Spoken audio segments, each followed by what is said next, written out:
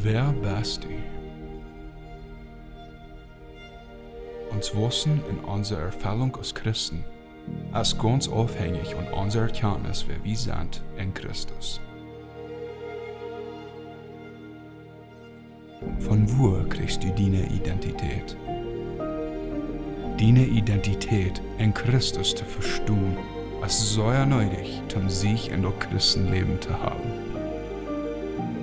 Du bist eingeladen, zum mehr lernen von deiner Identität in Christus. In dieser Klasse reden wir von Jesus Leben und ganz besonders von unserer Identität in Christus. Das ist wichtig, dass wir unsere Identität in Christus verstehen, damit wir wirklich froh sein in Christus und wachsen in uns christliches Leben.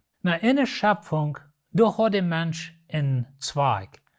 Das sagt in 1. Mose 1, Vers 28. Und Gott sehnte und sagt, möcht je Kinder haben und jünt über die ganze Erde vermehren und über die Erde regieren.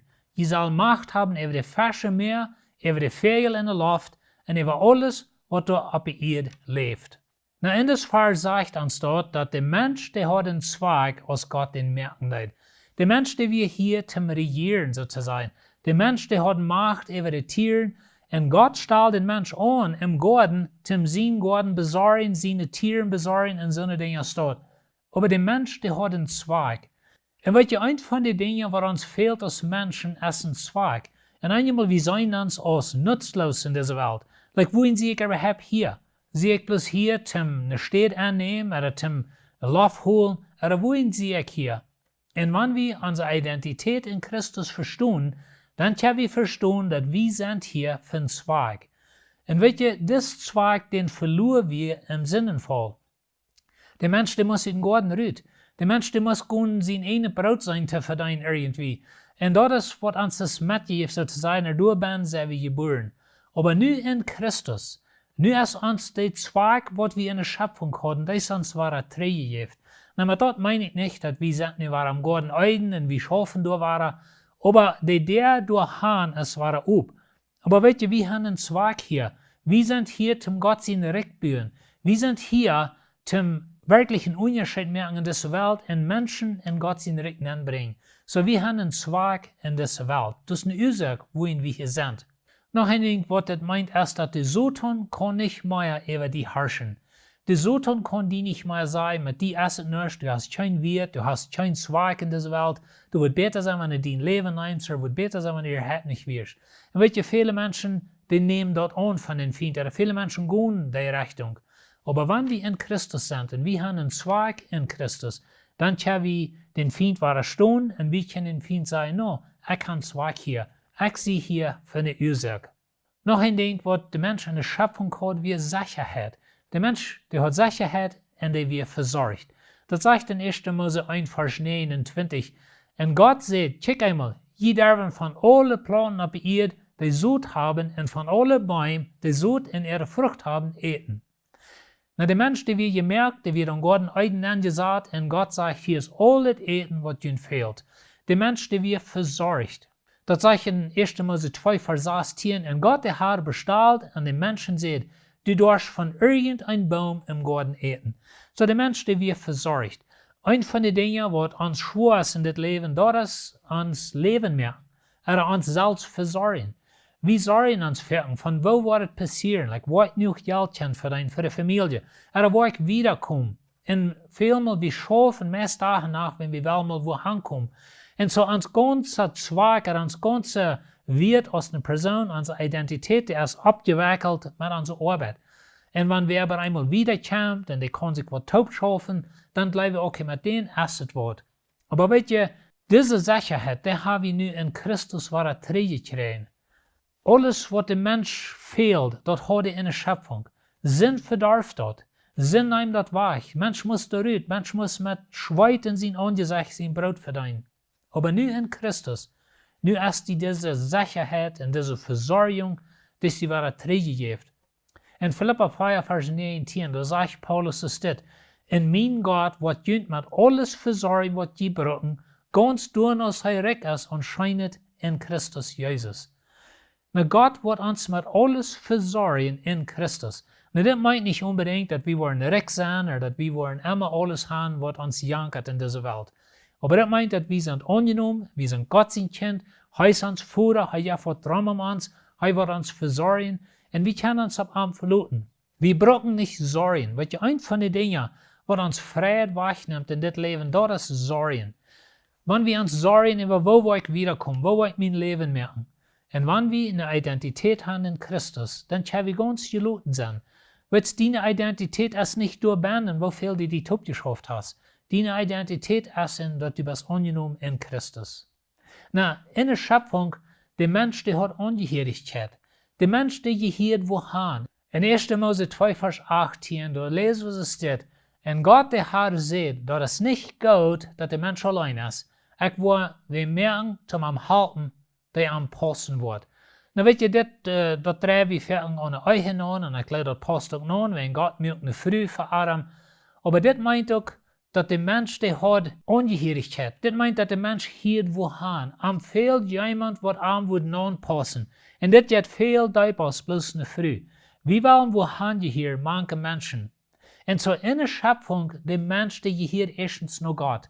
Gott und der Mensch, der wir ein Freund sozusagen. Gott und der Mensch sich im Garten Tauben verhalten. Wie fing, als der Mensch sich versündigt hat, dann kam Gott im Garten gegangen, als der Child gehen an. Das ist mir ein sehr interessantes Bild, wenn ich glaube, das ist, was Gott immer tut. So tut Gott mit Adam und Eva vertalen. Er ging im Garten mit den Raum, becheckte Tiere. Adam hat die Tiere Namen gegeben, verschiedene Dinge. Aber welche sie gehören zu Gott, durch die Angehörigkeit. Und sie gehören einer zu den anderen.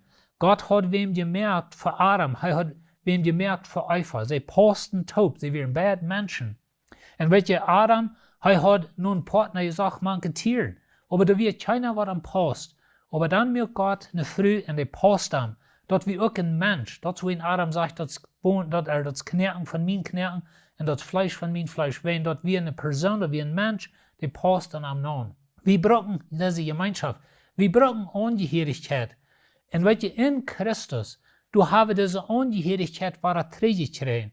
In Christus sind wir angenommen. In Christus gehören wir zu Gott und wir können einer zu den anderen gehören. Ein von den Dingen, was der Schrift uns sehr klar lehrt, immer war, ist, dass wir sollen uns untereinander leben. Und dort hat gerade mit dieser Angehörigkeit zu tun. Wir wollen wohin gehören. Wir wollen auch in einer Gruppe sein, wo wir hingehören, wo wir Mann passen, die passen bei uns taub, und wir haben Angehörigkeit. Sinn nimmt das weg von uns. Der Mensch sozusagen gehört nicht mehr zu Gott, wenn wir getrennt von Gott. Der Mensch gehört nicht mehr im Garten an, der muss da rühren. Unja Sick werden sie sich uneinig. Adam und Eva fangen sich an zu beschuldigen. Ihre Jungs schlugen sich einer den anderen tot. Und zu dieser Angehörigkeit, die wir verloren. Aber in Christus ist die wahre Trägheit. In Christus gehörst du zu Gott erstens, du gehörst zu Jesus Christus, und wir gehören einer zum anderen in den Körper Jesu Christi. Und so der Mensch, der hat einen Zweig in der Schöpfung. Der Mensch, der hat Sicherheit und der wird versorgt in der Schöpfung. Der Mensch, der hat Angehörigkeit in der Schöpfung. Aber durch den Sündenfall, dann verlor der Mensch das alle.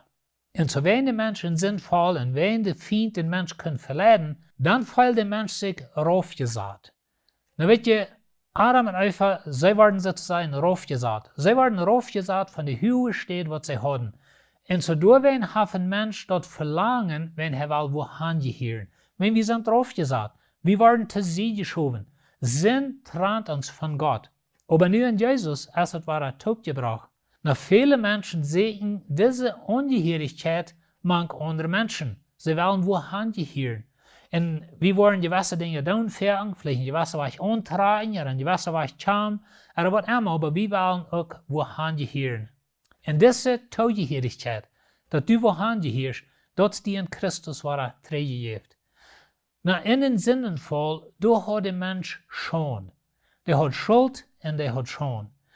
Na, das ist mir ein interessanter Ding, als Adam und Eva sich versündigt hatten. Das erste, was von ihnen fing, ist, dass sie schämten sich. Weet je, sie wären bei einmal waren sie, und sie wären nervig. Sie versuchten sich Blätter taub zu flechten für Kleider. Sie verstärken sich für Gott. Du wirst schon angekommen. Und das ist, wo ein Mensch ein Verlangen hat, dass er einen Wert hat. Weet je, wir haben noch immer mit dieser schon zu tun. Wir fallen uns gleich ein bisschen zu sie geschoben von Menschen, oder vielleicht schämen wir uns für Menschen, wenn die ondersteunt ons, de handelt naar onze Meinung beter, de zit beter naar onze Meinung. En zo dat brengt je wat ze moeten schoon in ons leven aan. En dat geeft ons een feilung van dat we hier nog niet gaan, dat du hast wat aardig met ons. Dit is ook de oorzaak waarin vele mensen erzwaagt, de zegen dit in dingen. Weet je, wanneer ik ook grote dingen kan kopen, dan kan ik me schoon met dat toedagen.